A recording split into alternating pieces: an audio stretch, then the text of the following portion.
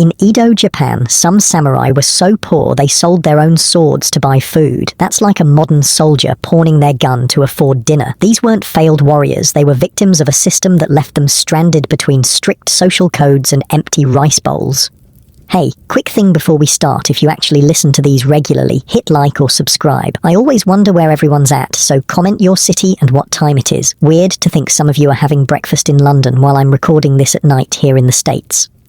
Alright, tonight it's the struggling samurai of Edo period Japan. But before we go anywhere, get comfortable. Seriously, take a second, adjust those pillows, make sure your blanket situation is handled. You're gonna be here a while. The year is 1765. You're waking up in Edo, Japan, what we now call Tokyo. Your eyes open to darkness. It's still 2 hours before dawn, but the thin paper walls of your tiny Nagaya row house do nothing to block the sounds of your neighbor's coughing fit.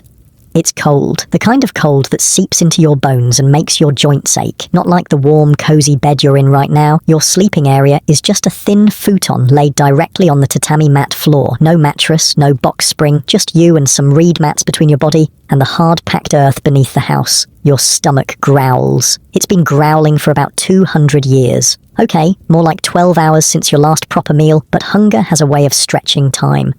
Quiet, you whisper to your noisy gut. You'll wake the children. Your hand fumbles in the darkness until it finds the small iron brazier near your futon. There's barely any heat left in it. The charcoal you could afford was the cheap stuff, mostly dust and small chips that burn out too quickly. But there's just enough warmth to feel the difference between your freezing fingers and the metal sides. In the corner of the room, your wife and 2 children are still sleeping, huddled together under a shared blanket. The 4 of you occupy a space smaller than a modern parking spot. During the day, you fold away the futons to create living space. At night, the entire floor becomes your bed. You sit up slowly, careful not to make a sound. The wooden floor creaks beneath the tatami as you shift your weight. You wince. Even the house is hungry, crying out from its empty belly. Another day, you mutter, your breath visible in the cold air. Another day of being hungry and important. That's the joke of your existence. You're a samurai, a member of the ruling warrior class. You outrank about 95% of the population. Peasants are legally required to bow to you. Merchants must show you respect, even though they eat better food than you've had in years. You have the right to wear 2 swords. You're basically nobility. Nobility that can't afford breakfast.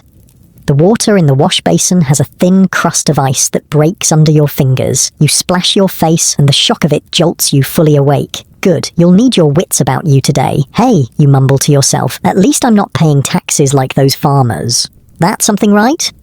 It's a cold comfort. True, as a samurai, you're exempt from the heavy taxes that crush the peasant class. Instead, you receive a stipend from your lord, a fixed amount of rice meant to sustain you and your family. The problem is, that stipend hasn't increased in 50 years, while the cost of everything else has. You reach for your clothes, carefully folded in the wooden chest. Your fingers trace the worn spot on your hakama pants. You've mended it 3 times already, but the fabric keeps fraying. Can't be helped. New clothes are out of the question this month, maybe next month, if the rice stipend stretches far enough. You should eat something before heading out. Your stomach reminds you with another embarrassing growl, but a quick check of the rice container confirms what you already knew: there's barely enough for the children's breakfast. Your wife will go without too, you know, though she'll never say it. My loyal soldiers, you whisper, patting your swords as you tie them to your belt. The short wakizashi and the longer katana together, they're worth enough to feed your family for half a year, but selling them would mean selling your identity. Without them, you're not a samurai. You're nothing. They're also the only inheritance you have to pass on to your son. The irony doesn't escape you. These symbols of your status are simultaneously the things keeping you from total poverty and the chains binding you to it. You can't sell them, can't use them, it's peacetime in Edo, and can't escape them. You slide open the thin door and step into the common area that serves as kitchen and dining room. Your wife is already there, kneeling by the small hearth. She must have slipped out of bed while you were getting dressed. You should have stayed asleep, you say, and let my husband go to the castle hungry. She smiles, but her face is tired. I found some rice at the bottom of the jar. You look at the pathetic portion of rice porridge bubbling in the pot. It's more water than rice, stretched thin with a few pickled vegetables floating in it. Your mouth waters anyway. The children need it more, you say, though your stomach protests loudly. I've set aside their portion, she says firmly. You have duties today. You need your strength. This is an old argument between you, played out hundreds of times. Today, you don't have the energy to refuse. You kneel and accept the small bowl she offers. Thank you, you say? The rice porridge is bland and watery, but it's hot. You eat slowly, savouring each mouthful. Outside, the eastern sky is beginning to lighten. You'll need to leave soon to reach the castle at the proper time. You can hear the neighbours now, the thud of wooden doors sliding open, muffled conversations, the crying of a baby. Your row house is in a district filled with low-ranking samurai like yourself, all of you struggling with the same problems, how to maintain dignity, while poverty gnaws at your heels. I mended your socks, your wife says, sliding a pair of white tabby toward you. The thread doesn't quite match, but no one will notice inside your sandals. You look at the neat, tiny stitches. Your wife was the daughter of a merchant before she married you. Her family had opposed the match. Why would they want their daughter to marry down into poverty? But she had insisted. Now she uses the skills learned in her comfortable childhood to keep your family from falling apart. How do the children's lessons go? You ask, pulling on the socks. Well enough. Ichiro is quick with his letters. Ume still struggles, but she tries hard. Education is one of the few advantages you can give your children. As a samurai, you're literate, expected to be familiar with the classics, able to write poetry, knowledgeable about art and culture. Most farmers, and even many merchants, can't read more than a few characters. Your children will have that skill at least. Tell them I'll check their work tonight, you say, standing and adjusting your swords. Your wife kneels and bows formally as you prepare to leave. Take care, my lord. The formal address is half teasing, half serious. In public, the proper forms must be maintained. Here, in the privacy of your home, you're just a husband and father trying to provide. You slide open the front door and step into the cool morning air. The sky is lightening now, streaked with pink and gold. Other samurai are emerging from their homes, all dressed similarly in dark hakama pants and kimono tops, all wearing the two swords that mark your rank, all of them just as hungry as you. Katosan, a familiar voice calls out. Your neighbour, Tanaka, emerges from his doorway. His clothes are as worn as yours, but his topknot is immaculate. Walking to the castle? Good morning, Tanaka-san, you reply with a slight bow. Yes, duty calls. Indeed it does, though I often wonder if duty could call a bit later in the morning. He falls into step beside you as you make your way toward the main street, and with better pay, you add quietly. He laughs, a short, sharp sound. Better pay, what a dream. Do you know what Nakamura told me yesterday? The rice merchant on the corner raised his prices again. Meanwhile, our stipends remain frozen in time like Mount Fuji in winter. You grunt in agreement. It's an old complaint among your class. When the Tokugawa shogunate established peace 160 years ago, they effectively ended the samurai's traditional role as warriors. Now you serve as bureaucrats, administrators, and glorified clerks. The stipend, once generous compensation for risking your life in battle, has dwindled in value while prices climb ever higher. As you walk, the streets come alive with activity. Merchants throw open their shop fronts, craftsmen begin their day's work, servants and labourers hustle about on errands. Almost everyone bows as you pass, showing proper respect to your rank. It would be satisfying if you couldn't see the irony in their eyes. Some of these merchants make 10 times what you do in a year. The silk merchant on the corner lives in a house 3 times the size of yours and employs 2 servants, yet he must bow to you because you were born a samurai and he was not. Look at that, Tanaka mutters, nodding toward a food stall where a merchant in expensive clothes is enjoying a breakfast of grilled fish and white rice. He's probably going to wash it down with sake. At breakfast, your stomach rumbles in response. You quicken your pace slightly. Did I tell you what happened with Yoshida? Tanaka asks, matching your stride. His youngest fell ill last month. Doctor's fees ate up their entire rice stipend. He had to take a side job copying documents for a merchant at night. Your blood runs cold. He could lose his position if caught. Tanaka nods grimly. 4 generations of service to the daimyo, and it could end because he needed medicine for his child. It's illegal for samurai to engage in trade or manual labor. Your position and stipend are privileges granted by your lord. To work as a commoner would do is to bring shame on yourself and your master. Yet many samurai do exactly that, in secret, simply to survive. You think of the unfinished paper umbrellas hidden beneath the floorboards of your home. 3 more nights of work and the merchant will pay you enough to buy rice for 2 weeks. No one can know. The street widens as you approach the castle district. Ahead, the massive stone walls rise up, impressive and intimidating. Hundreds of samurai stream toward the gates, reporting for their daily duties. From a distance, you all look the same, proud warriors in service to your lord. No one could tell which of you ate breakfast and which did not. Another day of glory, Tanaka says, with a wry smile as you pass through the gates. Indeed, you reply, straightening your back and adopting the dignified expression expected of your rank. Another day of being hungry and important. The guards at the gate bow as you enter. Your stomach growls, but your face reveals nothing. You are samurai. Appearances must be maintained, even when the reality behind them is falling apart. The morning sun finally breaks over the horizon, painting the castle towers in golden light. It's beautiful, a reminder of the culture and civilization your class has helped build and protect. There is honor in your service, even if there isn't much food. You pat the swords at your side once more, taking comfort in their weight. Hungry or not, you are samurai, and the day has just begun. The castle bustles with activity as you and Tanaka pass through the second gate. Servants scurry about carrying scrolls and tea. Higher-ranking samurai stride confidently through the courtyards, their silk clothing crisp and new. Their swords gleam in the morning light, polished by servants rather than by their own calloused hands.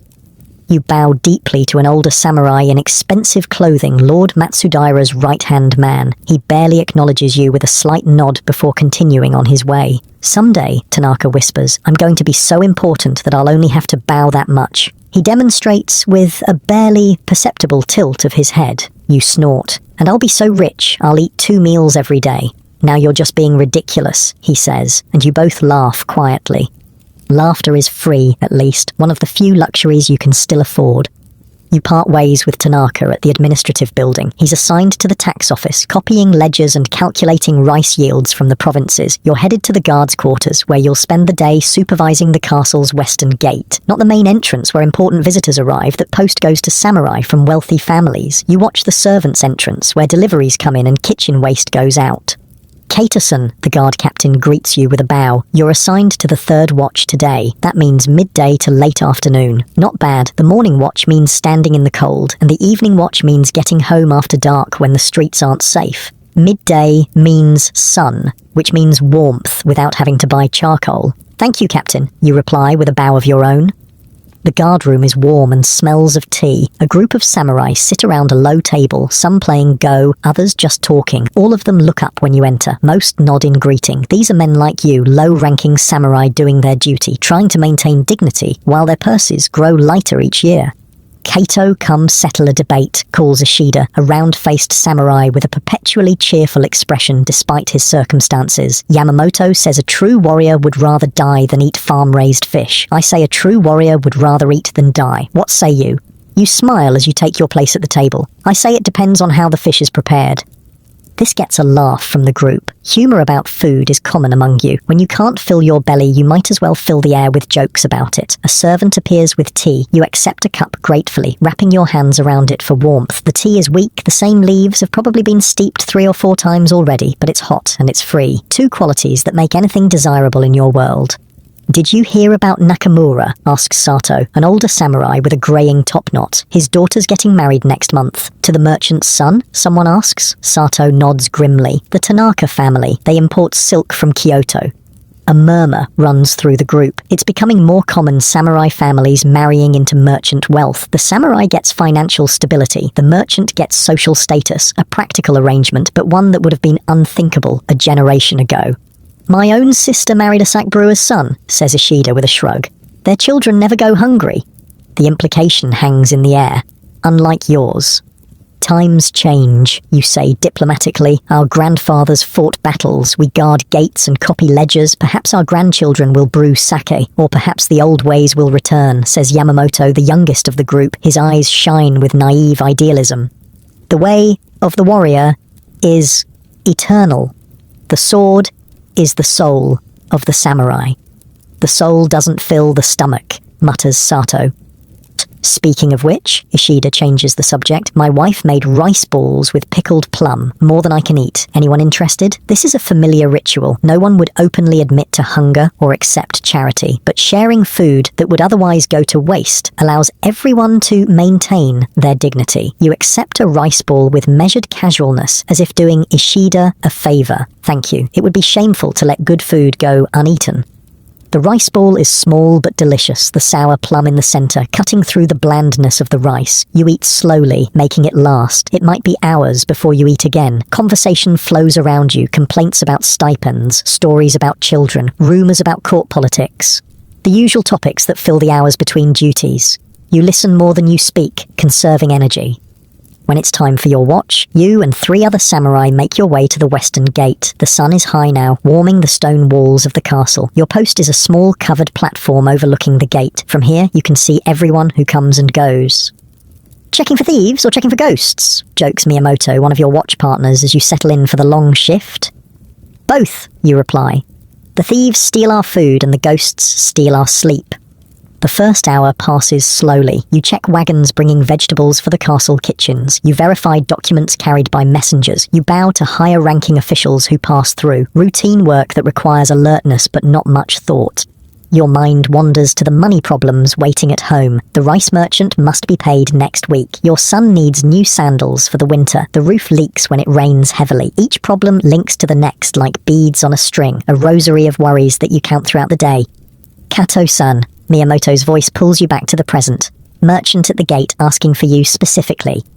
Your heart skips. Has your secret side work been discovered? But no, you recognize the merchant approaching the gate. It's Fujiwara, one of your wife's distant cousins. He trades in cotton goods and occasionally brings small gifts for your children. You descend from the platform to meet him at the gate.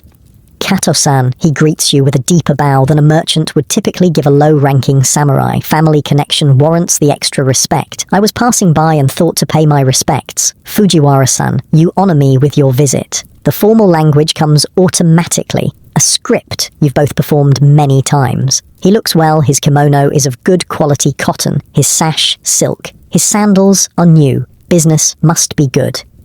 "I visited your home yesterday," he says quietly, stepping aside so a cart can pass through the gate. "Your wife mentioned the roof." You stiffen. Pride wars with necessity in your chest. "It's a small matter. I'll attend to it when my duties permit."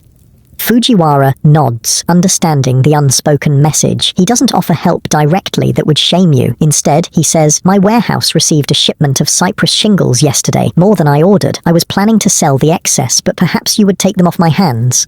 "At a discount, of course. I dislike having excess inventory." This is how it's done. Not charity, but business arranged so that you can accept help without losing face. "I could consider it," you say stiffly. "What price were you thinking?" He names a figure so low it's practically a gift. You should refuse. Your samurai pride demands it, but your leaking roof and your family's comfort argue otherwise. "Acceptable," you say finally. "I'll send payment next week." Fujiwara bows. "No rush. The shingles aren't going anywhere." Another cart approaches, and he steps back. "I won't keep you from your duties. Please give my regards to your family." You watch him go, conflicted feelings churning in your stomach. Relief at solving the roof problem, shame at needing help, gratitude toward your wife's family, resentment that merchants live so comfortably while samurai struggle. The weight of the 2 swords at your hip seems heavier than usual. Back on the platform, Miyamoto gives you a knowing look but says nothing. Many samurai have similar arrangements with merchant relatives or friends. It's an open secret, this delicate dance between pride and survival. The afternoon wears on. The sun begins its westward descent, casting long shadows across the castle grounds. Your stomach reminds you that the rice ball was inadequate, but you ignore it. There will be food at home. Not much, perhaps, but something. A commotion at the gate draws your attention. A group of merchants has arrived with samples of silk for the lord's ladies. They're being thoroughly searched as protocol demands. "Careful with those," snaps one merchant as a guard unwraps a package. "That's Chinese silk, worth more than you make in a year." The guard's face darkens, but he says nothing. He can't. The merchant is right. The silk probably is worth more than a guard's annual stipend. But more importantly, the merchant is under the protection of Lord Matsudaira himself, who values fine goods from China. To insult the merchant would be to insult the lord. You watch from above, a familiar bitterness rising in your throat. The merchant wears fine clothes and speaks carelessly to warriors who could cut him down in seconds, but they won't, because the peace established by the Tokugawa shogunate values commerce and stability over martial prowess. "I remember when merchants knew their place," mutters Miyamoto beside you. "My grandfather told stories about how they would kneel in the street when samurai passed by." "Your grandfather probably ate regularly too," you reply. Miyamoto snorts. True enough. Once cleared, the merchants proceed into the castle, their precious silks re-wrapped and carried carefully. You watch them go, wondering what it would be like to handle such wealth so casually. The rest of your watch passes without incident. When your replacement arrives, you bow to the captain, collect your token of attendance, proof you completed your duty necessary for receiving your stipend, and prepare to leave. The castle is quieter now as the administrative day ends. Scribes and officials stream out of the buildings, heading home to their families. You recognize many faces, fellow low-ranking samurai, all wearing the same slightly worn clothing, all carrying the same worries home with them. At the main gate, you spot Tanaka, waiting for you. "How was tax collection today?" you ask as you fall into step beside him. He grimaces. Numbers, numbers, and more numbers. The rice harvest from the northern provinces is down this year. Bad weather. That means higher prices at the market, you say with a sigh. And no increase in stipends, he adds. You both know what that means. The gap between income and expenses will widen further. More samurai will take on secret work or sell possessions to survive. As you pass through the castle gate onto the main street of Edo, the city is at its busiest. The setting sun paints everything gold, making even the shabbiest buildings look grand for a moment. Merchants are closing up shops. Food vendors call out their final offerings of the day. The smells of grilled fish, steamed buns, and sweet dango dumplings fill the air. Your stomach growls loudly. "Betrayed by your own body," Tanaka laughs. "Mine is no more loyal." A food vendor calls out to passing customers. "Last skewers of the day, special price." The grilled chicken smells heavenly. Your mouth waters involuntarily. "We could," Tanaka suggests hesitantly. "Just this once. You're tempted. The stipend won't come for another 10 days. The roof needs fixing. Your son needs sandals. But the smell..." Before you can decide, a commotion further down the street catches your attention. A group of men surrounds someone, voices raised in anger. "Is that..." Tanaka squints. "Yoshida," you confirm, recognizing your fellow samurai. You and Tanaka exchange a look, then hurry toward the disturbance. As you get closer, you see Yoshida standing rigid, one hand on his sword hilt, faced by 3 angry-looking men in merchant clothing. "You can't keep delaying payment," one is saying. "Our master has been more than patient." "I've explained my situation," Yoshida replies, his voice tight. "The stipend comes next week. You'll be paid then." "That's what you said last month," says another man. "Our master's patience is at an end." You and Tanaka position yourselves behind Yoshida, forming a line of 3 samurai facing the debt collectors. The merchants notice and hesitate. "Is there a problem here?" you ask, keeping your voice level, but allowing your hand to rest casually on your sword. The lead collector looks at the 3 of you, calculates the odds, and takes a step back. "This is a private matter of business between Yoshida-san and our master." "Yoshida-san is our colleague," says Tanaka. "His matters are our concern." A small crowd has gathered to watch. This type of confrontation isn't uncommon in Edo samurai. Debt is a growing problem, and merchants are becoming bolder in their collection methods. The collector bows stiffly. "We meant no disrespect. We'll return next week, as arranged." They back away, disappearing into the crowd. The spectators, disappointed that there won't be more drama, disperse as well. Yoshida's shoulders slump once they're gone. "Thank you," he says quietly. "They've been following me for days." "How much do you owe?" Tanaka asks. Yoshida names a sum that makes your heart sink. "It's more than any of you could help with."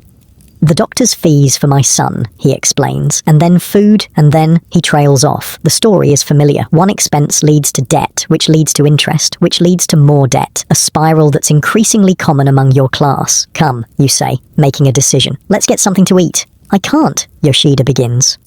"I received an advance on a private matter," you say, choosing your words carefully. The umbrella making doesn't need to be mentioned explicitly. Consider it a loan until your stipend arrives. The 3 of you approach the food vendor, who bows respectfully to your swords, if not your worn clothing. You order 3 skewers of grilled chicken, an extravagance, but necessary. Yoshida looks like he might collapse from hunger, and your own strength is fading after the long day. The first bite is heaven. The meat is tender, seasoned with salt and a touch of sweet sauce. You eat slowly, savoring each morsel, aware that such treats are rare. "My wife doesn't know how bad it is," Yoshida says after finishing his skewer. "I've been telling her the stipend was reduced temporarily. She thinks things will improve next month." "Will they?" Tanaka asks. Yoshida shakes his head. "I don't see how, unless..." He doesn't finish, but you understand. Unless he takes more side work, unless he sells something valuable, unless some miracle occurs. The 3 of you walk in silence for a while, each lost in similar thoughts. The streets grow quieter as you leave the main commercial district and enter the area where many low-ranking samurai live. The buildings here are smaller, more modest, but still maintain an appearance of respectability. Appearances matter, especially when reality is increasingly difficult. My grandfather fought at Sekigahara, Yoshida says suddenly. He was given his position and stipend by Lord Tokugawa himself for his bravery. The Battle of Sekigahara, 1600, the fight that established the Tokugawa shogunate and began the current era of peace. Ancient history to you, but clearly a point of pride for Yoshida. Mine served the Maida clan in Kanazawa, Tanaka offers. He once saved his lord from an assassin. And yours, Kata-san? Yoshida asks. You shrug. A minor vassal of the Uesugi, then the Tokugawa after the unification. No grand tales of heroism. He was a scout mostly, good with maps. What you don't say is that your grandfather would be ashamed to see what has become of his legacy. A hungry descendant guarding a gate, making paper umbrellas in secret to feed his family. Things were simpler then, says Tanaka. You served, you fought, you died if necessary. Now we serve by pushing papers and standing at gates while our families go hungry. And merchants grow fat, adds Yoshida bitterly. You reach the point where your paths diverge. Yoshida lives to the east, Tanaka to the north, and you to the west. Thank you again, Yoshida says, bowing deeply. For everything. Take care of your son, you reply. We'll see you at the castle tomorrow. As he walks away, Tanaka turns to you. That was kind, buying the food. You shrug uncomfortably. He needed it more than I needed the coins. Still, Tanaka gives you a considering look. Not everyone would have done that. We have to look out for each other, you say. Who else will? Tanaka nods in agreement. Until tomorrow, then. Until tomorrow. You watch him go, then turn toward your own home. The sun has set now, and paper lanterns glow in windows and at crossroads. The weight of the day and the weight of your swords sits heavy on your shoulders. 2 swords, symbols of your status, your heritage, your very identity. They give you the right to walk proud through the streets of Edo. They exempt you from the taxes that burden farmers and artisans. They mark you as a member of the ruling class. But they can't be eaten, they can't patch a leaking roof, they can't buy new sandals for a growing child. You think of Yoshida, whose samurai grandfather fought at Sekigahara, reduced to dodging debt collectors in the streets. You think of yourself, descended from warriors, making paper umbrellas by candlelight to supplement your income. The world has changed around you, but the expectations haven't. You must still live as a samurai, educated, dignified, loyal to your lord, but now you must do it on a stipend that barely covers rice. As you walk, you pass a wealthy merchant's home. Lanterns illuminate a garden, visible through the open gate. Servants move about inside. The smell of a rich dinner wafts over the wall. The merchant himself sits on the veranda, enjoying the evening air, a cup of sake in his hand. He notices you passing and quickly sets down his cup to bow respectfully. You are samurai, after all. He must show proper deference. You return the bow, shallower as befits your higher status, and continue on your way. The merchant returns to his sake and his comfortable life, while you walk home to your leaking roof and empty rice jar. Such is the way of things in Edo. The old order and the new reality, coexisting uneasily. The moon rises over the city, casting silver light on the canal you cross. For a moment you pause on the bridge, looking at your reflection in the water below. The silhouette of a samurai, 2 swords at his hip, straight-backed and proud. Hungry, worried and tired, but still samurai. With a sigh, you continue homeward. Your family is waiting, and the night is just beginning. The lantern is already lit beside your front door when you arrive home. Your wife must have placed it there, a small beacon guiding you through the darkening streets. Such a simple gesture, yet it warms something inside you that has nothing to do with physical hunger. You slide open the door, announcing your arrival with a quiet, "I'm home." Your wife appears from the inner room, bowing formally as protocol demands, even in your humble dwelling. "Welcome back, my lord." The children peek out from behind her. Your son, Ichiro, 9 years old and already trying to stand like a samurai. Your daughter, Ume, 6 years old with her mother's eyes. They bow as well, tiny formal figures in threadbare clothing. "Father," they chorus. For a moment the weight of the day falls away. Here, in this tiny house with its leaking roof and thin walls, is the reason you endure everything else. Not for the stipend, not for the status, but for these 3 people who depend on you. "How was your day?" your wife asks as she takes your outer garment. "Uneventful," you answer, the standard response that spares her the worries that plague you. "Guard duty at the western gate." "Did you cut down any bad guys?" Ichiro asks eagerly, making a slashing motion with an imaginary sword. You smile and ruffle his hair. "No bad guys today, just merchants and messengers." "Boring," he declares with the confidence of youth. "Sometimes boring is good," you tell him. "It means peace." Peace has been the way of things for over a century and a half now. The great wars that established the Tokugawa shogunate are distant history. Your grandfather might have used his swords in actual combat, but you never have, and likely never will. You're trained in their use. Of course, all samurai are, but your battles are fought with ink brushes and account books, not steel. Ume tugs at your sleeve. We made dinner, she says proudly. I helped. Did you now? You let her lead you to the dining area, a corner of the main room where a small table sits low to the floor. What feast awaits me? The feast is what you expected: a small portion of rice, miso soup with a few bits of tofu floating in it and pickled vegetables. Simple fare, but prepared with care. The portions are small, carefully rationed to stretch what little you have. You notice immediately that there are only 3 settings for you and the children. Your wife has not served herself. You're not eating, you ask her quietly as the children settle at the table. I ate earlier, she lies smoothly, while preparing the food. You know better, but you don't challenge her. This is her way of ensuring you and the children have enough. Tomorrow, you'll skip a meal to balance things, to maintain the delicate equilibrium that keeps your family functioning.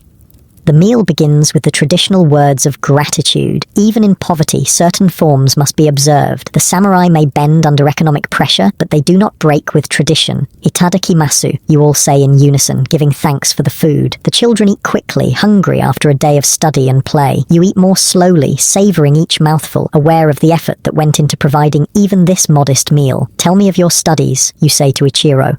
He straightens his back, eager to report. I practiced my calligraphy and read the passage from the analects that you assigned. The superior man thinks of virtue, the small man thinks of comfort. And what does that mean to you, you ask, curious what a 9-year-old makes of Confucian wisdom. Ichiro considers seriously that a samurai should care more about being good than being comfortable. That's a fair interpretation, you say, surprised by his insight. And do you agree with it? He hesitates, glancing at the meager food on the table. I think being good is important, but being comfortable would be nice too. Your wife makes a small sound that might be suppressed laughter or dismay at such candid speech. You smile at your son. Wisdom beyond your years, you tell him. The superior man should indeed value virtue, but there's no virtue in unnecessary suffering either. Ume, not to be outdone, pipes up. I practiced writing too, and mother taught me to sew a straight seam. Excellent, you say. A useful skill. I made this, she says proudly, pulling a small cloth pouch from her sleeve. For your medicine. The medicine she refers to is the willow bark you sometimes chew when the old training injury in your shoulder flares up. The pouch is crudely made, the stitch is uneven, but it's recognizably a pouch and not merely a scrap of fabric. It's perfect, you tell her, accepting the gift as solemnly as if it were a masterpiece from the finest craftsman in Edo. Thank you. She beams, her face glowing with pride. After dinner, while your wife cleans up with Ume's help, you and Ichiro sit on the small wooden platform that serves as a porch, looking out at the tiny strip of garden behind your house. The moon is rising, casting silver light on the few vegetables you've managed to grow in the poor soil, some radishes, a few spring onions, a small patch of greens. Father, Ichiro says after a while, why does Tanaka-san's son get to train at the fencing school when I cannot? The question catches you off guard. Tanaka's stipend is the same as yours, but his wife came from a merchant family with more wealth than your wife's relatives. They can afford small luxuries like formal martial arts training for their son. Tanaka-san has different arrangements, you say carefully. Each family must make its own choices about how to use what they have. But I want to be a strong samurai, Ichiro insists. How can I learn if I don't train properly? You place your hand on his shoulder. There are many ways to learn, son. I will teach you what I know. And strength isn't just in the arm that holds the sword, but in the mind that decides when to use it. He doesn't look entirely convinced, but he nods dutifully. Besides, you add, a true samurai finds ways to improve himself no matter his circumstances. Remember the story of Miyamoto Musashi, who crafted a wooden sword when he had no proper one and still defeated his enemies. This brightens him considerably. Musashi is a hero to many young samurai boys, the legendary swordsman who never lost a duel, who fought with 2 swords when everyone else used one, who lived by his own rules. Will you show me the 2-sword technique? He asks eagerly. Someday, you promise. When you're a bit older. And when we can afford a proper bokken training sword, you add silently. You send him inside to prepare for bed, but remain on the porch yourself, watching the night deepen over Edo. In the distance, you can see the lights of the wealthier districts, where high-ranking samurai and prosperous merchants live in spacious houses with proper gardens. Closer, the cramped quarters of your neighborhood are marked by smaller, dimmer lights, other low-ranking samurai families living lives much like yours. Your wife joins you, sitting slightly behind as propriety dictates, even when no one is watching. The roof leaked again today, she says quietly, just in the corner by the storage chest. I know, Fujiwara is sending some cypress shingles. I'll fix it on my rest day. She doesn't ask how you arrange this or what it will cost. Some details are better left unspoken between you. Ichiro is growing so fast, she says instead. His hakama are already too short, and winter is coming.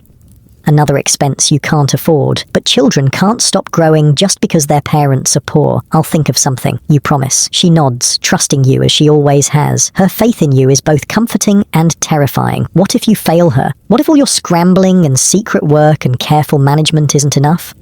I've been thinking, she says after a moment, her voice tentative. My cousin Fujiwara mentioned that his wife's sister is looking for someone to teach her daughters proper etiquette and calligraphy. A lady from a good family. She would pay well, he said. You stiffen. She's suggesting that she take on paid work, something no respectable samurai wife should do. Teaching merchant children would be beneath her status. A humiliation. Absolutely not, you say firmly. What would people say? They needn't know, she replies. I could go once or twice a week when you're at the castle. Say I'm visiting my cousin. It's out of the question. We are not so desperate yet. But you are, and you both know it. The difference is that she's willing to swallow her pride for the family's survival while you're still clinging to the vestiges of samurai dignity. As you wish, she says, but there's a note in her voice that suggests the conversation isn't truly over.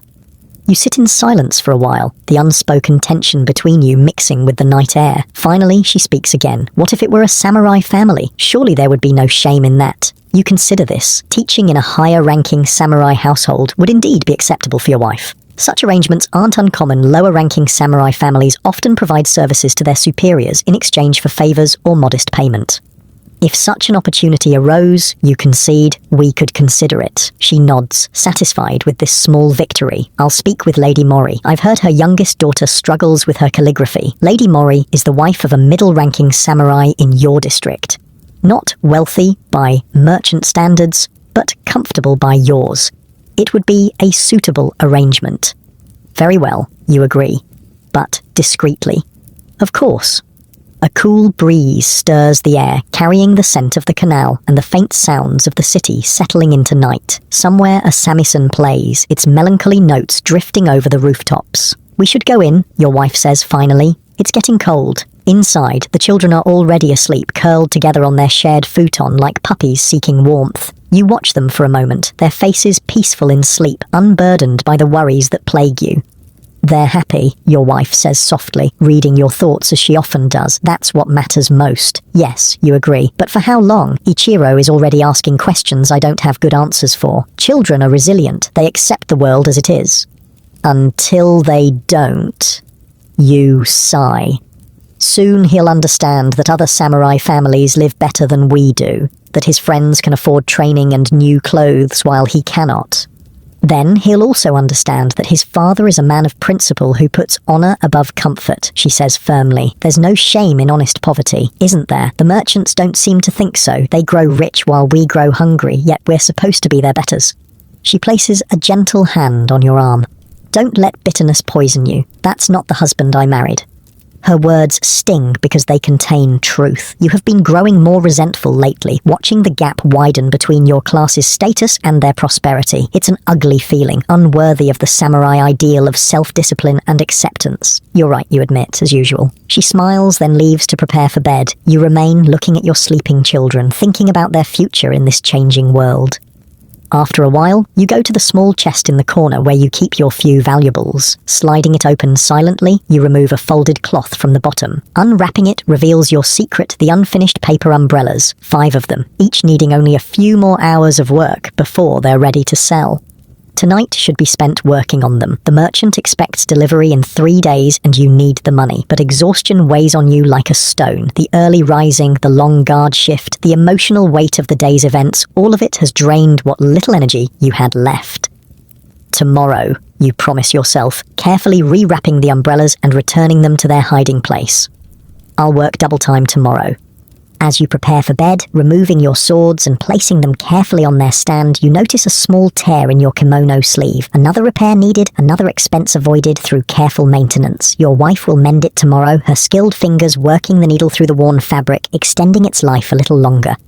You settle onto your futon beside your wife, who is already asleep, her breathing soft and regular. The house creaks gently around you, small sounds that have become as familiar as your own heartbeat. Through the thin walls, you can hear neighbors moving about, living lives parallel to yours.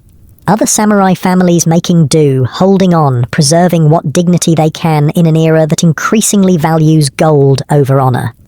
Sleep comes slowly as your mind churns with worries and plans. The roof, Ichiro's clothes, the umbrella deadline, the winter stores you need to begin setting aside. Each concern connects to the next in an endless chain that wraps around your thoughts like a constrictor.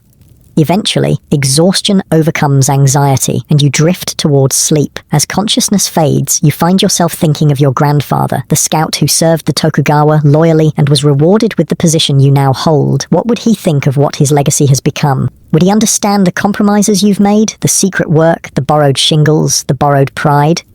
You hope he would. You hope he'd see that you're doing your best to uphold what matters while adapting to a world he couldn't have imagined, a world where merchants grow fat while samurai go hungry, where peace brings its own kind of hardship. Your last thought before sleep claims you is of Yoshida, standing proud before his debt collectors, hand on his sword, the weight of generations of samurai bearing down on his shoulders. All of you trying to live by a code created for a different time, a different Japan. All of you, hungry in body but feeding your spirits with ancient pride for as long as that sustenance lasts. Morning arrives too soon, grey light seeping through the paper windows. Your body protests as you rise, muscles stiff from the hard floor and the previous day's exertions. Beside you, your wife stirs but doesn't wake. You move quietly, letting her sleep a little longer. The house is cold. The charcoal in the brazier burned out hours ago, and the morning air has a bite that warns of the coming winter. You dress quickly, adding an extra layer against the chill. In the main room, you find Ichiro already awake, practicing his calligraphy by the dim morning light. His face is screwed up in concentration, his small hand carefully guiding the brush across the paper. You're up early, you observe softly, so as not to wake Ume. He looks up, pleased to be caught in this diligent act. I'm practicing the characters you showed me yesterday. You kneel beside him, examining his work. His strokes are becoming more confident, though they still lack the fluid grace that comes with years of practice. Still, for a 9-year-old, it's impressive. Good, you say. Remember, the brush must flow like water, not stab like a sword. He nods seriously, adjusts his grip, and tries again. The resulting character is indeed more flowing, less rigid. Better, you approve. Now help me start the fire. Your mother and sister will be cold when they wake. Together, you coax the embers in the brazier back to life, adding small pieces of charcoal carefully too precious to waste. As warmth slowly returns to the room, you prepare a simple breakfast of leftover rice porridge, thinned with water and heated with a few pickled vegetables added for flavor. The smell rouses your wife and daughter. Soon the four of you are seated around the small table, steam rising from the bowls of hot porridge. Itadakimasu, you say together, the same ritual as always, giving thanks for even this meager meal. As you eat, you discuss the day ahead. Your wife will visit Lady Mori to inquire about teaching her daughter. Ichiro will continue his studies and help with household chores. Ume will accompany your wife as she's still too young to stay home alone. You have guard duty again, this time at the eastern gate. It's a busier post where merchants and officials enter the castle more frequently. More responsibility, more attention required, but the same stipend. I may be late tonight, you tell your wife. There's a matter I need to attend to after my shift. She meets your eyes briefly, understanding what you're not saying. The umbrellas, the deadline, the secret work. We'll keep dinner for you, she says simply. After breakfast, you prepare to leave, donning your outer garment and securing your swords at your hip. The routine is so familiar you could do it blindfolded, tying the cords just so, positioning the scabbards at precisely the right angle. These small details matter. A samurai's appearance must be impeccable regardless of what lies beneath. Ichiro watches you with undisguised admiration. To him, the swords are still symbols of heroism and adventure, not the complicated mixed blessing you've come to see them as. When I'm a samurai, I'll have swords like yours, he declares. You ruffle his hair. Indeed you will, these very ones, when the time comes. His eyes widen. Really? Your swords will be mine? That's how it works, you tell him. From father to son, generation to generation. These swords have been in our family for 3 generations already. One day they'll be yours to pass to your son. He reaches out tentatively to touch the hilt of your katana, his small fingers brushing the worn silk wrapping. I'll take good care of them, he promises solemnly. I know you will. You straighten up, adjusting your clothing one last time. But that's many years away. For now, take good care of your mother and sister while I'm gone. He stands at attention, every inch the samurai in training. Yes, father. With a final nod to your wife, you step outside into the cool morning air. Other samurai are emerging from their homes as well, all heading toward the castle for their daily duties. You fall into step with Tanaka, who lives 3 houses down. Another day of glory, he says with his usual wry smile. Indeed, you reply, straightening your back and lifting your chin slightly. Whatever the day brings, hunger, humiliation, hard choices, you'll face it as you always do, with the dignity of a samurai and the quiet desperation of a poor man. The eastern gate of the castle bustles with activity as merchants, officials, and messengers stream in and out. Your post is on a raised platform overlooking the entrance, giving you a clear view of everyone who passes. Beside you, 2 other low-ranking samurai keep watch, their faces as carefully neutral as your own. Guard duty is tedious but not difficult. You check papers, verify identities, watch for suspicious behavior. Occasionally, you escort particularly important visitors to their destinations within the castle. The hours pass slowly, marked by the changing angle of the sun and the gradual emptying of your water flask. By midday, your stomach is growling again. The thin porridge from breakfast did little to satisfy your hunger, and lunch is still hours away. You ignore the discomfort as best you can, focusing instead on your duties. Kato-san, says Watanabe, one of your fellow guards. There's a merchant requesting entry who doesn't appear on today's list. You move to the gate where a well-dressed merchant waits, flanked by 2 servants carrying large wooden boxes. He bows when he sees you, but there's a confidence in his posture that suggests he's accustomed to getting his way. Good day, honorable samurai, he says smoothly. I am Nakamura Jinsuke, purveyor of fine textiles to Lord Matsudaira. I have samples of new silks from Kyoto that I believe the Lord's ladies will find most interesting. You check the list of approved visitors. Nakamura's name is indeed absent. I apologize, Nakamura-san, but you're not on today's approved list. I cannot grant you entry without proper authorization. The merchant's smile doesn't waver. A mere oversight, I assure you. Lord Matsudaira's chief steward, Ishida-san, is expecting me. Perhaps you could send word to him. It's a reasonable request, but something about the merchant's manner makes you hesitate. His clothes are too fine, his manner too smooth. Most merchants who regularly do business with the castle know the protocols well. I will need to verify this with my superior first, you say. Please wait here. You signal to Watanabe to watch the merchant while you step aside to consult with the guard captain, who listens to your concerns with a frown. Nakamura. I don't recall that name among the Lord's regular merchants, and Ishida hasn't mentioned any textile delivery today. The captain thinks for a moment. I'll send a runner to check with Ishida directly. Keep the merchant waiting until we hear back. You return to the gate where Nakamura waits, his smile now tinged with impatience. My captain is verifying your appointment with Ishida-san, you inform him. It should only take a few minutes. The merchant's smile slips slightly. This is most inconvenient. The textiles are sensitive to light and air. Each moment they remain in these boxes diminishes their value. I understand your concern, but protocol must be followed. Nakamura studies you for a moment, then reaches into his sleeve and withdraws a small package wrapped in silk cloth. Perhaps this would help expedite matters, he says quietly, offering it to you. You don't need to open it to know what it contains. Coins, almost certainly. A bribe. Time seems to slow as you consider your options. The package would contain more money than you'd see in months of umbrella making. Enough to fix the roof properly, buy winter clothes for the children, stock up on rice for the cold months ahead. No one would know the captain is busy, Watanabe is checking another visitor, and the merchant clearly knows how to be discreet. But the shame would be unbearable. Taking bribes violates everything it means to be samurai. Your stipend may be inadequate, your family may go hungry, but your honor is the one thing you've managed to preserve intact. You misunderstand me, Nakamura-san, you say coldly. I am samurai. I cannot be bought. For a moment, naked anger flashes across the merchant's face, quickly masked by a forced smile. Of course. I meant no offense. The package contains merely samples of silk thread, which I thought might interest you professionally. You both know it's a lie, but you allow him the pretense. I have no need for silk samples. Please put them away. Before the situation can grow more awkward, a runner appears with a message from Ishida. As you suspected, there is no appointment with any textile merchant today. I regret to inform you that Ishida-san is not expecting you, you tell Nakamura. I cannot grant you entry to the castle today. Perhaps you could return tomorrow after arranging a proper appointment. The merchant's face darkens with anger, but he controls himself. Very well, I shall do that. Good day, samurai.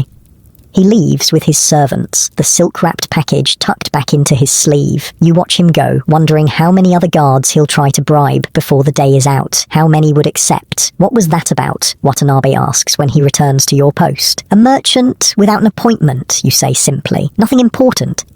The incident leaves a sour taste in your mouth, not because you were tempted you weren't, not really, but because it highlighted once again the upside-down nature of your world. A merchant wealthy enough to casually offer bribes, trying to purchase the integrity of a samurai who can barely feed his family. The old order twisted into something unrecognizable.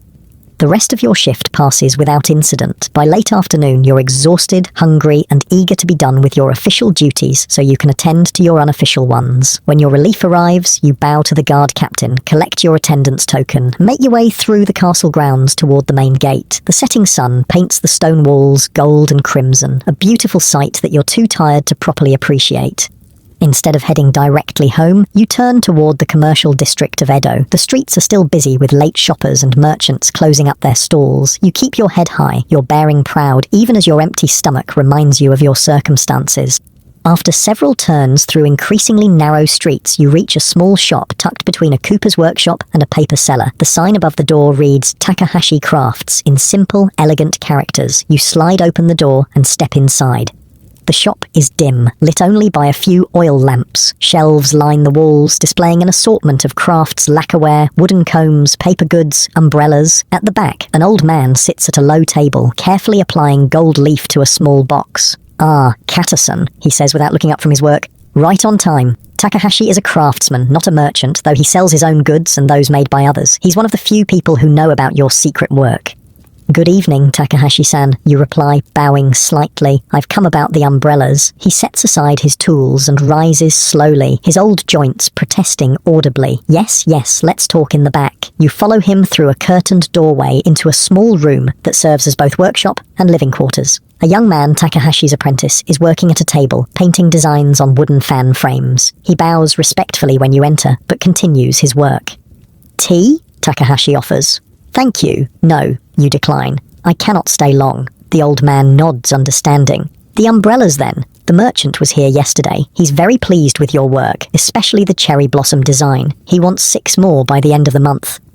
6 more? That would mean working every night for at least 2 weeks. Exhausting, but the payment would be substantial.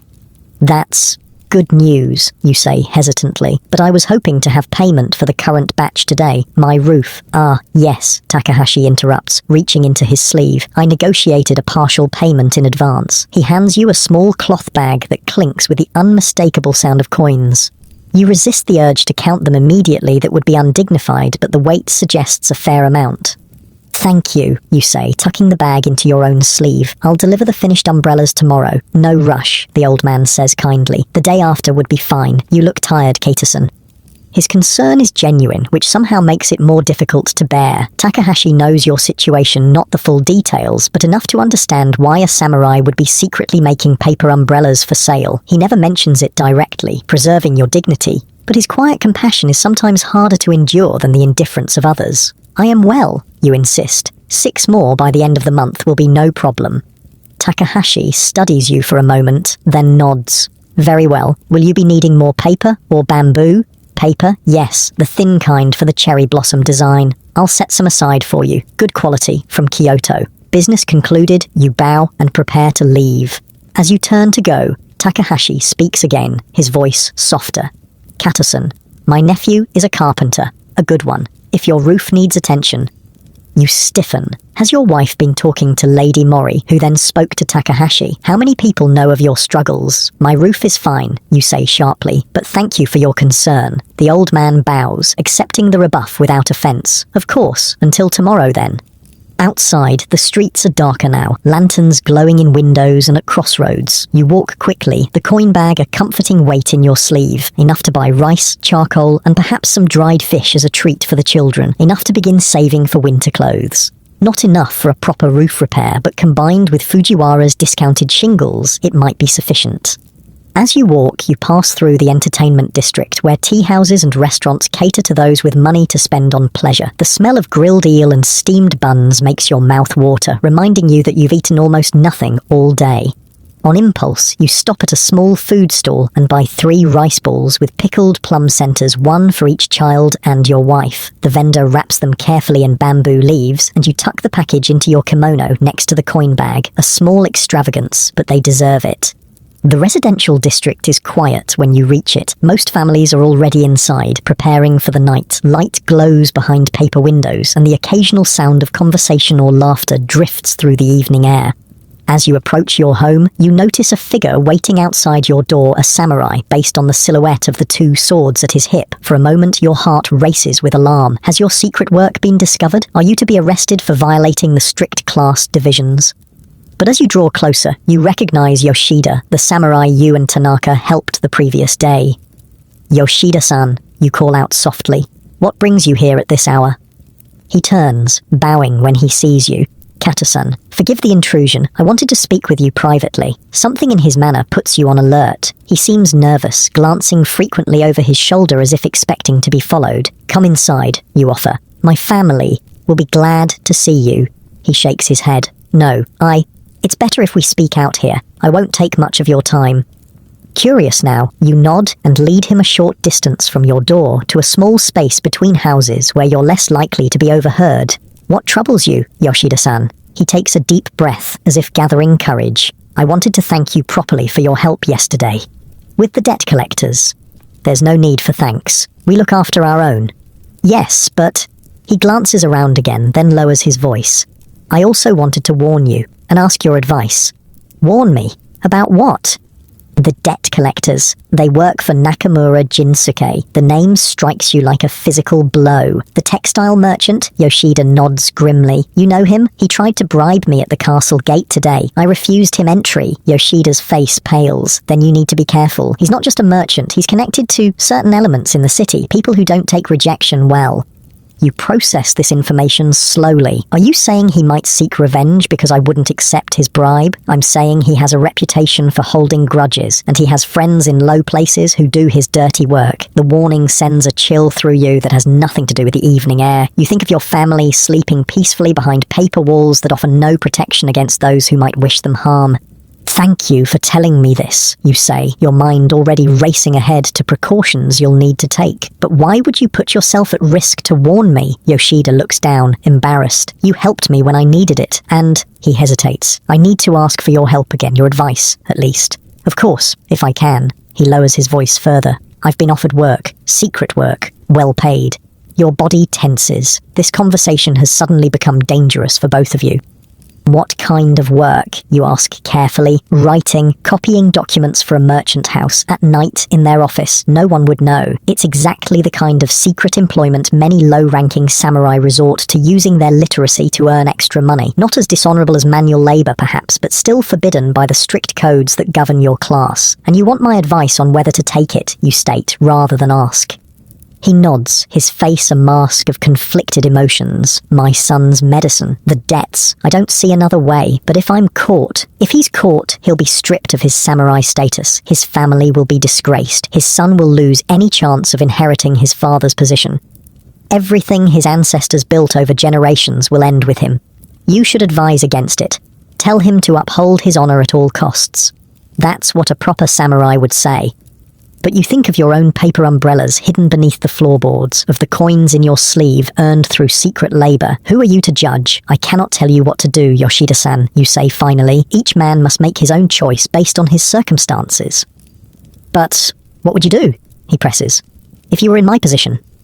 You look at him steadily. I would do whatever was necessary to protect my family. Honor is important, but it won't feed a hungry child or buy medicine for a sick one. Something passes between you and understanding, an acknowledgement of the impossible position you both find yourselves in. Samurai expected to live by ancient codes in a world that no longer values them. "Thank you," he says simply. That helps.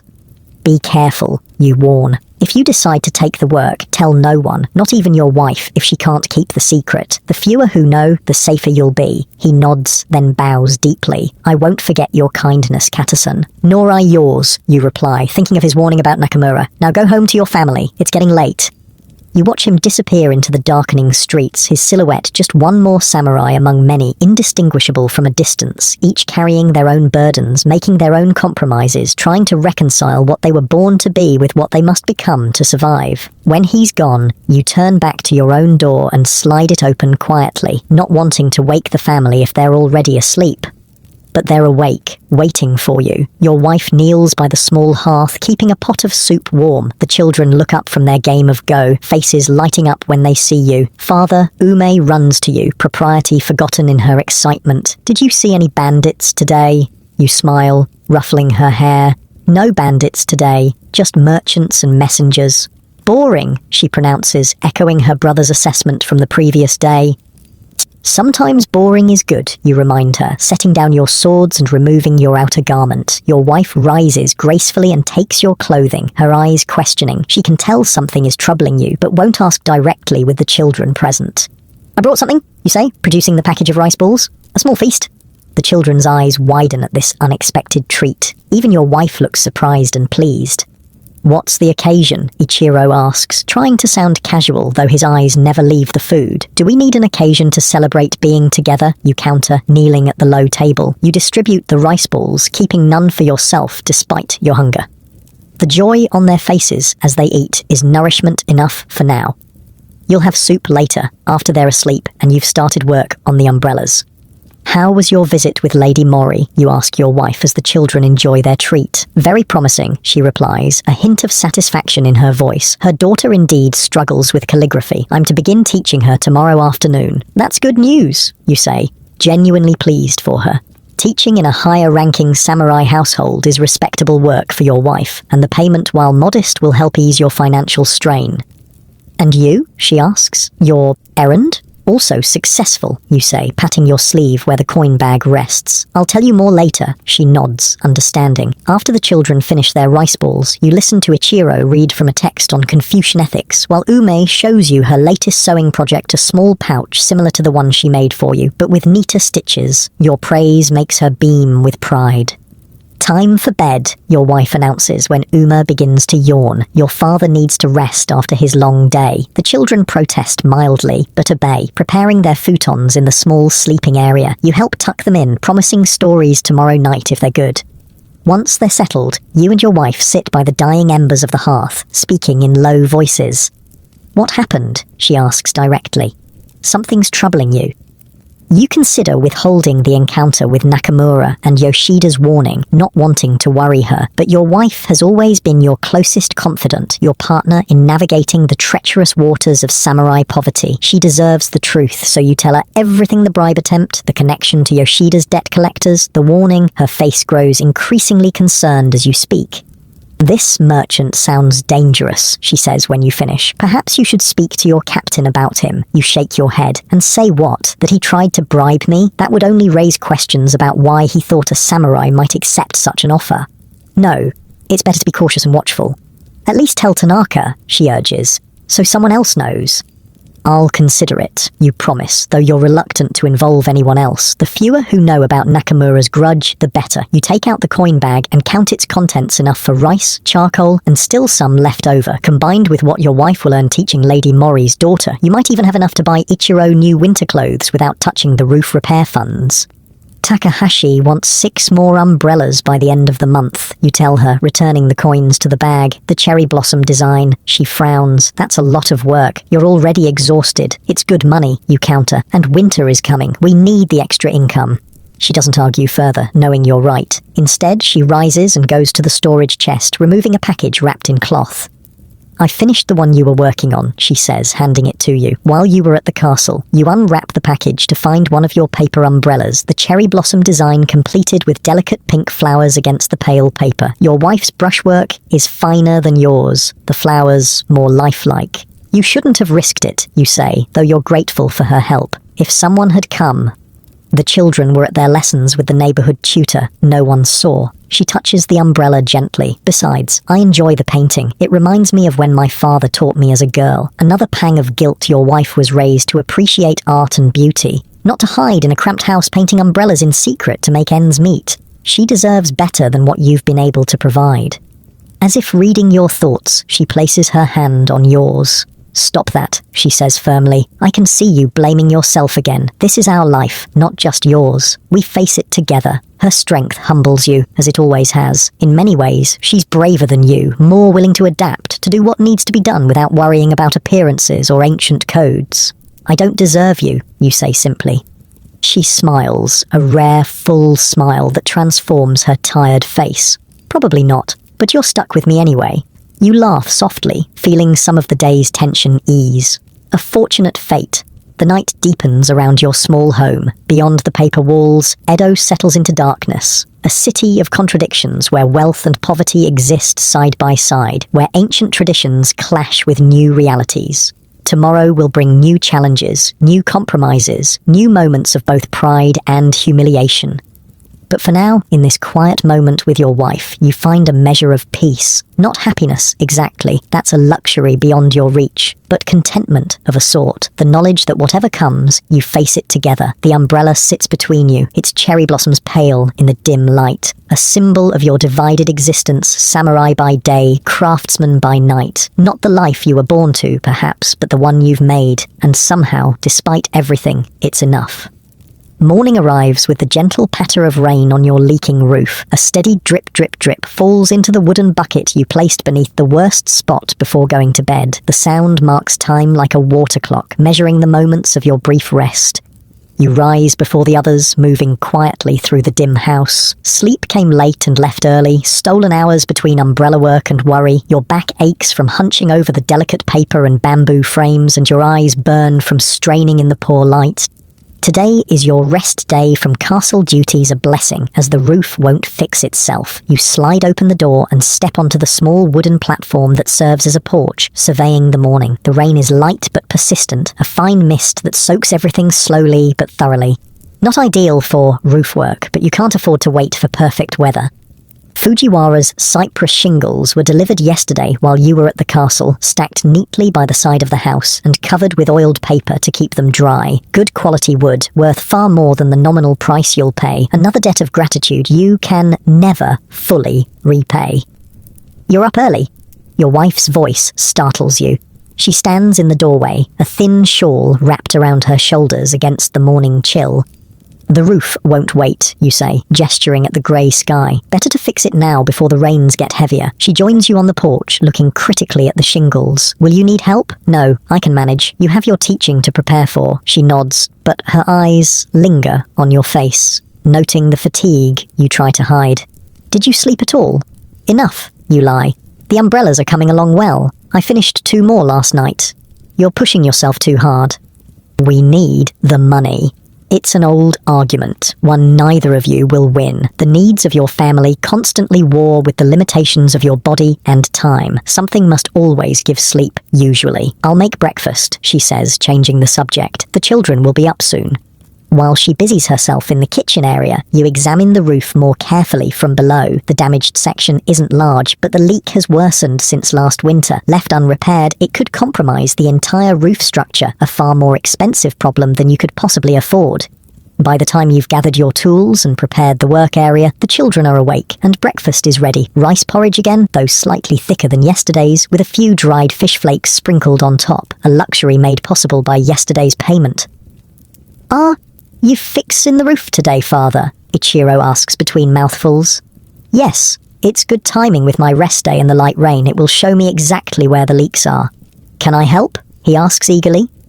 You consider the roof work isn't particularly dangerous, and an extra pair of hands, even small ones, would be useful. Besides, a samurai should know how to maintain his home, not a traditional skill taught to warrior sons, but a necessary one in these lean times. Yes, you decide. You can hand me the tools and shingles, but you must follow my instructions exactly. Understood? He nods solemnly, pleased to be included in this man's work. Ume looks disappointed at being left out. And you tell her, can help by keeping the work area clear below. When we remove the old shingles, they'll fall down. You can stack them neatly for burning later. This responsibility brightens her mood considerably. Even at 6, she understands the importance of not wasting anything, not even damaged roof shingles that can provide a night's warmth in the brazier. After breakfast, you begin work immediately. The rain has slackened to a drizzle, making conditions tolerable, if not ideal. You position the ladder borrowed from a neighbor against the side of the house and climb carefully, carrying a small pouch of tools. Ichiro follows halfway up, positioning himself to hand you shingles and tools as needed. Below, Ume waits with a small basket, ready to collect the fallen debris. The damaged section is worse than it appeared from below. Water has seeped under several shingles, rotting the wooden supports beneath. You'll need to replace those as well. Fortunately, Fujiwara included some support pieces with the shingles, as if anticipating the extent of the damage. Hand me the pry bar, you tell Ichiro, who digs through the tool pouch until he finds the small metal implement. Carefully, you begin removing the damaged shingles, passing them down to Ichiro, who drops them to Ume below. The work is slow and methodical, requiring concentration. Each shingle must be removed without damaging its neighbors, and the rotten supports must be cut out precisely so the new ones fit properly. As you work, you talk to Ichiro about the process, explaining each step. See how the water follows the path of least resistance? That's why the overlap between shingles is so important. It forces the water to flow over rather than through. He absorbs everything eagerly, asking intelligent questions about the wood, the tools, the techniques. You find yourself enjoying the teaching as much as he enjoys the learning. This kind of practical knowledge wasn't part of your own education as a samurai son. You were taught swordsmanship, literature, ethics, calligraphy. Roof repair you learned by necessity, watching others and then trying it yourself through trial and error. By midday, you've removed all the damaged materials and begun installing the new supports. The rain has stopped, though the sky remains overcast. Your wife brings out tea and rice balls for a quick meal, which you eat perched on the ladder and roof. It looks good, she comments, surveying your progress from below. Will you finish today? Yes, before evening. The new cypress will last for years. She nods approval, then glances at the position of the sun. I should prepare for my lesson with Lady Mori's daughter. We're beginning with basic brush strokes today. Go, you urge. We're fine here. After she leaves with Uma, who will accompany her to Lady Mori's house, you and Ichiro return to work with renewed energy. The new support pieces fit snugly into place, and the cypress shingles are a pleasure to work with, straight-grained, properly dried, precisely cut.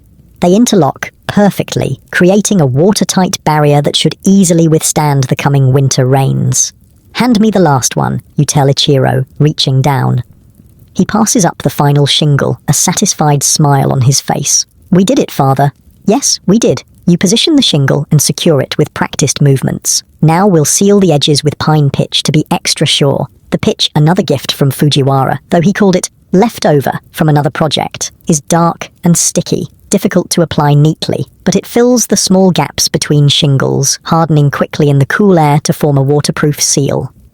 There, you say finally, sitting back on your heels to survey the completed work. That should hold through winter and beyond. Ichiro beams with pride at your shared accomplishment. It looks better than before. That's because the new cypress hasn't weathered yet.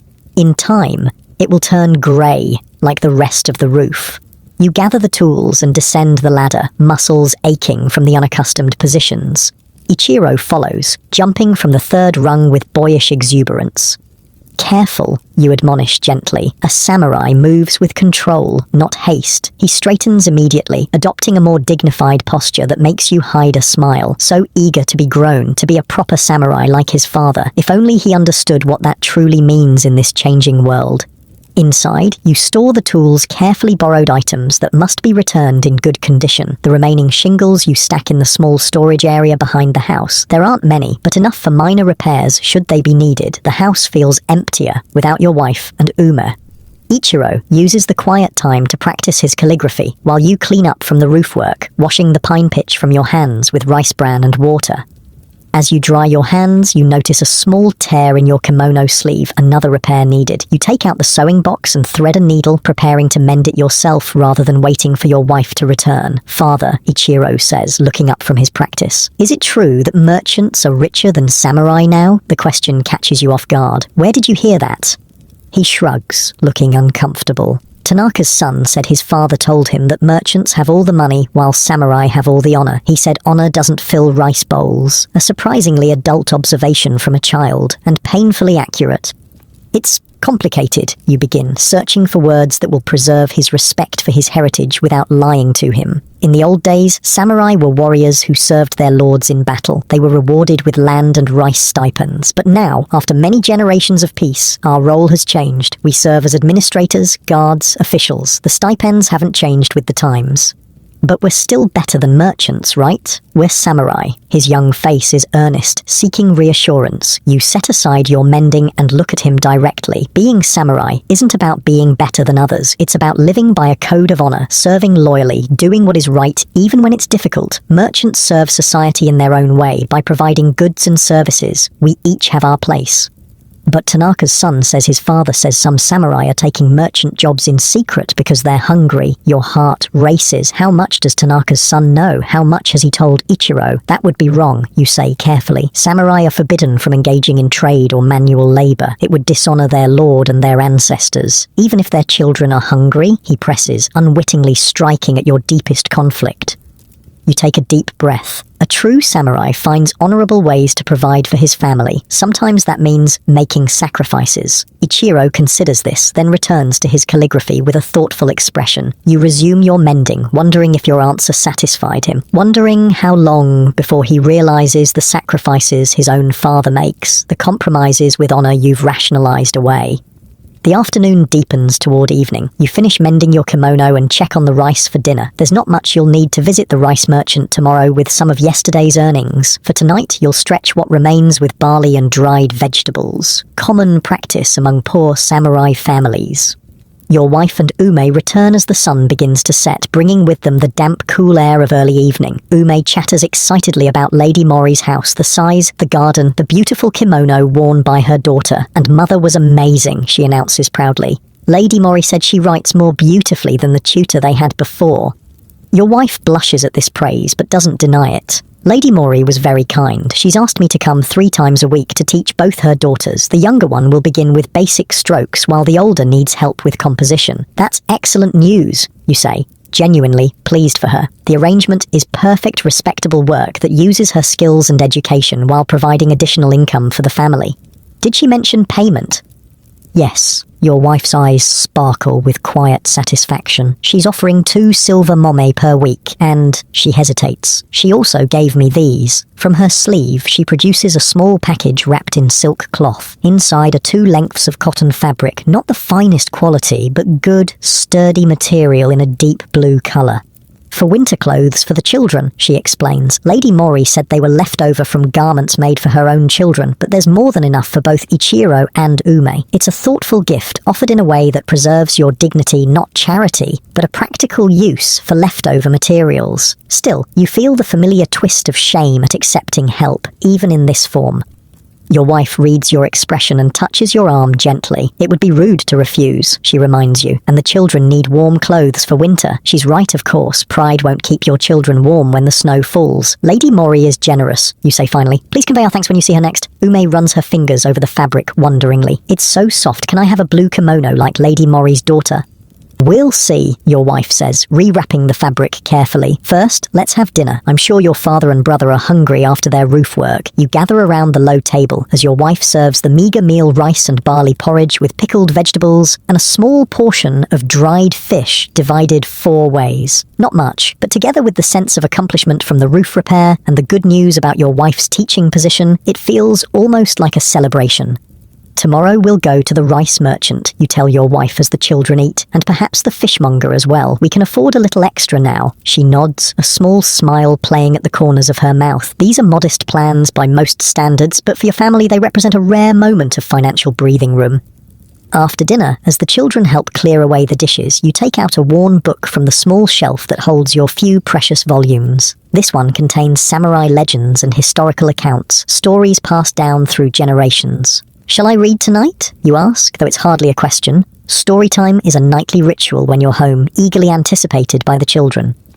They settle quickly, sitting formally on their knees as you open the book to a familiar tale, the 47 Ronin who avenged their master's forced suicide, knowing they would be executed for their actions. It's a story of loyalty, sacrifice, and honor-core samurai values packaged in an exciting narrative that captures the children's imagination. You read with expression, giving each character a distinct voice, building tension as the Ronin execute their careful plan.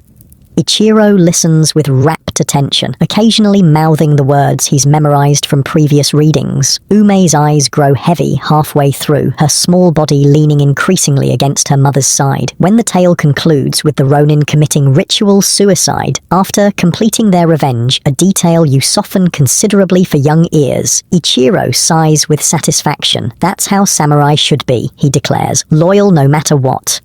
Yes, you agree, closing the book. Loyalty is essential, but remember, the Ronin didn't just act rashly. They planned carefully, considering all consequences. A samurai must be thoughtful as well as brave. I would have done the same, he says confidently, to avenge my master. You smile at his certainty. Let's hope you never face such a choice. After the children are tucked into their futons, you and your wife sit by the dying embers of the cooking fire, speaking softly to avoid waking them. The roof looks good, she observes. Ichiro was very proud to help. He did well, asked good questions, paid attention. He wants to be like you, she says simply. The comment, meant as praise, sends a pang through your heart. Like you, a samurai making paper umbrellas in secret, accepting discounted roof shingles and leftover fabric, stretching rice with barley to make it last. Is that what you want for your son? I want better for him, you admit quietly. But I don't see how, in this world where merchants grow rich while samurai grow poor. Your wife is silent for a moment, then says, perhaps the world is changing faster than we realize. The old boundaries between classes aren't as rigid as they once were. Look at Nakamura's daughter marrying the merchant's son. That's different. She's gaining wealth by giving up status. What options does Ichiro have? His birthright is his status as samurai, but what good is that if he can't support a family on his stipend? She considers this, her clever mind turning over possibilities. There are paths opening that didn't exist before, new kinds of service to the lord or the shogun, diplomatic roles, advisory positions for those with education and intelligence, all requiring connections we don't have, you point out, or bribes we can't afford. Then we save, she says firmly. We put aside a little from my teaching and your additional work, not for ourselves, but for Ichiro's future, to create opportunities. The idea takes hold in your mind, a long-term plan beyond just surviving the next winter or repairing the next leak. Something to work toward, to hope for. Yes, you agree slowly. We could do that. It wouldn't need to be much, just something set aside regularly.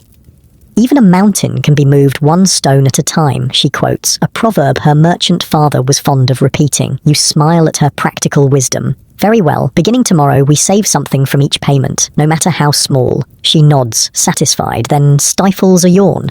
The day has been long for both of you. You should rest, you tell her. I have a few more stitches to finish on the umbrella, then I'll join you.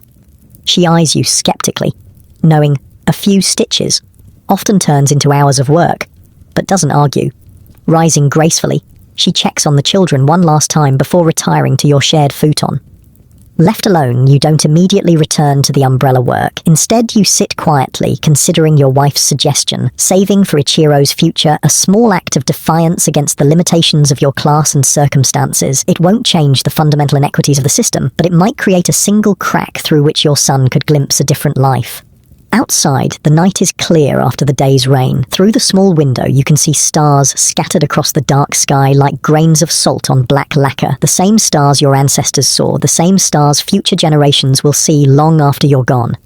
What will they make of this time, those future generations? Will they look back on the struggles of low-ranking samurai with pity, with incomprehension? Will they understand the contradiction of being both privileged and poor, respected and desperate? These thoughts drift through your mind like fallen leaves on a stream, neither held nor fully released. Philosophical musings are a luxury of the well-fed, yet they come unbidden even to the hungry. Eventually, you rouse yourself and return to work on the umbrella. The cherry blossom design requires delicate brushwork, each petal carefully placed to create the illusion of flowers caught in a gentle breeze. Your hand is less steady than you'd like after the day's physical labor, but the work is still acceptable. Takahashi and his merchant client won't complain. Time slips away as you focus on the task. The house grows quiet around you, the only sounds the soft breathing of your sleeping family and the occasional creak of the settling structure. The new roof section holds firm against a brief shower that passes over Ado, the cypress shingles turning away the rain as they should. When the umbrella is finally complete, you set it aside to dry and stretch your cramped muscles. Your eyes burn with fatigue and your back protests the hours of hunched posture. Still, there's satisfaction in the completed work, not just the umbrella itself, but the roof repair, the plan for savings, the small steps towards stability for your family. You bank the embers of the cooking fire carefully. Charcoal is too precious to waste, and check that the doors are secure before finally lying down beside your sleeping wife. Her breathing is deep and regular, her face peaceful in repose. Tomorrow will bring new challenges, the rice merchant to negotiate with, more umbrellas to work on, endless small economies to maintain your precarious balance between dignity and survival. But for now, in this quiet moment between one difficult day and the next, you allow yourself to rest. Sleep comes swiftly, carrying you into dreams where samurai still ride to battle and honor is enough to fill rice bowls.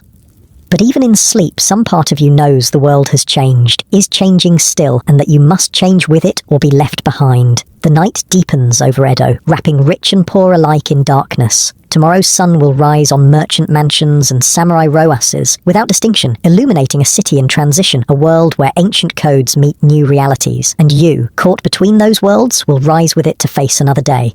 3 weeks pass in a rhythm of castle duties, umbrella making, and careful household management. Each day brings its own small victories and defeats in the ongoing battle against poverty. The roof holds against the autumn rains. Your wife's teaching position with Lady Mori proves successful, earning praise and steady payment. The children grow visibly healthier with the addition of more fish and vegetables to their diet.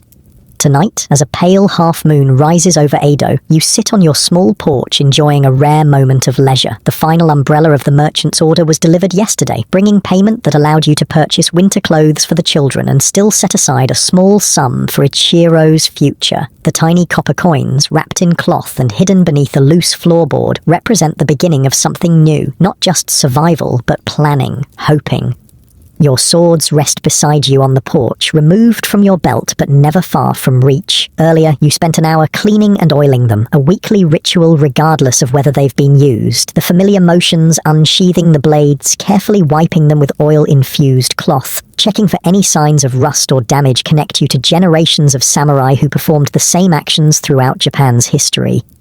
The short wakizashi gleams in the moonlight, its hilt re-wrapped recently with fresh silk cord, an expense you justified as maintenance of essential equipment. The longer katana shows more signs of age, small nicks in the blade speaking of battles fought by your grandfather or great-grandfather. Both weapons remain razor-sharp, ready for a purpose they will likely never serve in this peaceful era.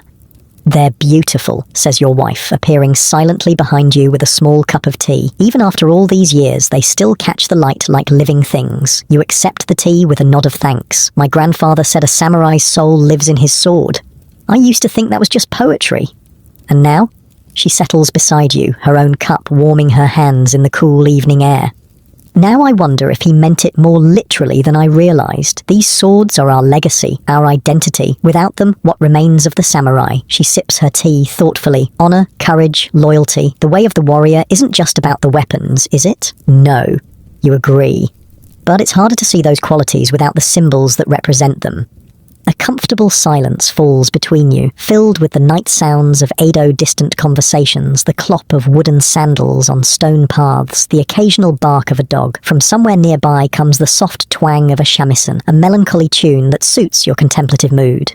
"I saw Yoshida today," you say after a while, "at the castle. How is he?" Your wife knows some of Yoshida's troubles, though not all. "Better, I think. His son's health has improved, and he seems less burdened." You don't mention your suspicion that Yoshida has taken the secret scribal work he was considering. Some knowledge is safer when left unspoken. "I'm glad," she says simply. "He's a good man." "Yes. Caught in difficult times, like the rest of us." Another silence, this one heavier with unspoken thoughts. Finally, your wife breaks it with a question that surprises you. "Do you ever regret becoming a samurai?" The question strikes at something deep within you, doubts you've rarely allowed yourself to acknowledge, let alone discuss. "I didn't become a samurai," you remind her. "I was born to it." You know what I mean. Do you ever wish your grandfather had chosen a different path? That we were merchants or craftsmen instead? You consider carefully before answering. It's a question that borders on treasonous in a society built on rigid class distinctions. Yet here, in the privacy of your home with only the moon as witness, truth seems more important than propriety. Oh, sometimes, you admit, when the children are hungry, when I see merchants wearing silk while we mend cotton, when I have to hide my work beneath the floorboards, you pause, running your finger along the edge of your teacup. But then I remember what it means to be samurai. Not just the poverty and the restrictions, but the heritage, the code we live by. There's value in that, even now. She nods, understanding. And for the children, what do you want for them? This question is even more difficult. What parent doesn't want better for their children? But what does better mean in a world where classes are fixed at birth, where a samurai's son becomes a samurai regardless of his talents or desires? I want Ichiro to have choices, you say finally. More than we had, whether as a samurai or something else. It's as close as you've ever come to suggesting that your son might someday step outside the boundaries of his birth class, a radical thought in Edo society. Your wife doesn't seem shocked, however. She merely nods again, as if you've confirmed something she already suspected. And Ume, she prompts. A good marriage, you say, automatically, the standard wish for a samurai daughter. Then, reconsidering, no, more than that. I want her to have what you have: intelligence, strength, dignity, the ability to face whatever life brings without breaking. Your wife smiles, a soft expression barely visible in the moonlight. She already has much of that. She watches everything, learns from everyone, especially you. Me? You're surprised. I thought she idolized you. She does, but she watches you for how to be brave, how to persist despite difficulties. Children see more than we realize. This thought is both comforting and terrifying. What else have your children observed that you thought was hidden? Do they know about the umbrellas, the borrowed shingles, the constant grinding worry about money? As if reading your thoughts, your wife adds, they see your strength, not just your struggles. That's what they'll remember. You hope she's right. You hope that when your children look back on these lean years, they'll recall a father who maintained his dignity despite poverty, who found ways to provide without compromising his essential honor, not a father who made paper umbrellas by moonlight and hid them beneath the floor when dawn approached.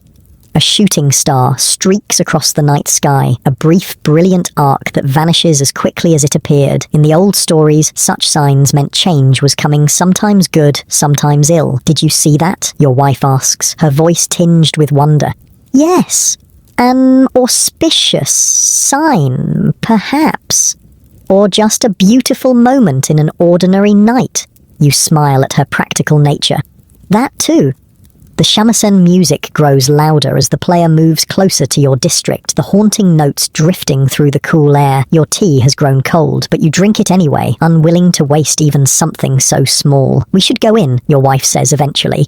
Tomorrow comes early. In a moment, you reply, not yet ready to leave this rare, peaceful interlude. I want to watch the moon a little longer. She understands and rises gracefully, sliding the door closed behind her to preserve the warmth inside. Alone again, you turn your attention back to the night sky, to the silver moon hanging above Edo like a polished metal mirror. Your grandfather once told you that the moon looks the same to everyone: emperor and farmer, samurai and merchant, the wealthy and the poor. Its light falls equally on palace and hovel, offering the same beauty to all regardless of birth or status. As a child, you found this observation profoundly democratic, a hint that perhaps the rigid distinctions of society weren't as absolute as they seemed.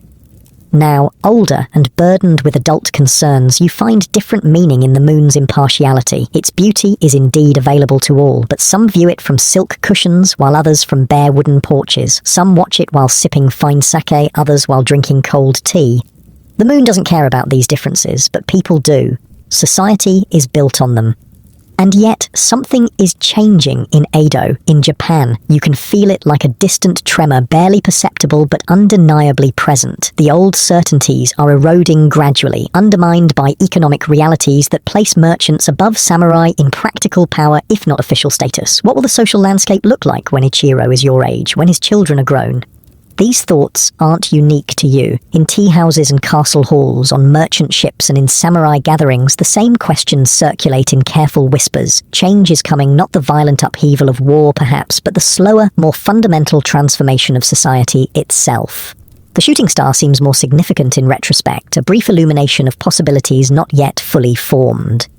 A cool breeze stirs the air, carrying the scent of the canal and the first hint of winter's approach. You should go inside, join your family in the warmth, rest for tomorrow's duties, yet you linger, savouring this moment of solitude and reflection. Your swords gleam beside you, symbols of a tradition that stretches back centuries. Your hands, calloused from both sword practice and umbrella making, rest lightly on your knees. In this moment, the contradictions of your existence seem less like a burden and more like a bridge, spanning old and new, tradition and necessity, the samurai you were born to be and the provider you've become.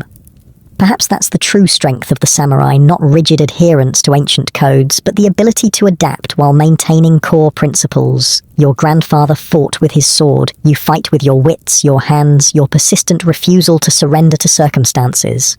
Different weapons for different battles, but the same essential courage. This thought brings unexpected comfort, a new perspective on your daily compromises. Making umbrellas isn't a betrayal of your samurai heritage, but an expression of its deepest values, providing for those under your protection, persevering despite hardship, finding creative solutions to seemingly insurmountable problems. The moon continues its arc across the sky, indifferent to your epiphanies. The shamisen player has moved on, the music fading into the night. From inside the house comes the soft sound of your wife preparing the bedding, the quiet murmur of the children shifting in their sleep. Your family, your responsibility, your greatest achievement, regardless of rank or wealth.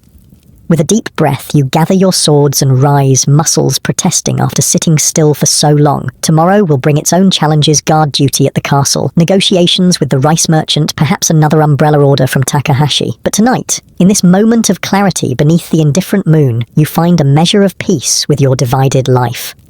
Inside, the house is warm from the small charcoal brazier, the air scented with the lingering aroma of the evening meal. Your wife looks up from arranging the futons, a question in her eyes. The moon was particularly beautiful tonight, you tell her. She smiles, understanding that you're speaking of more than celestial bodies. Yes, she agrees. Sometimes things reveal their true nature in the right light.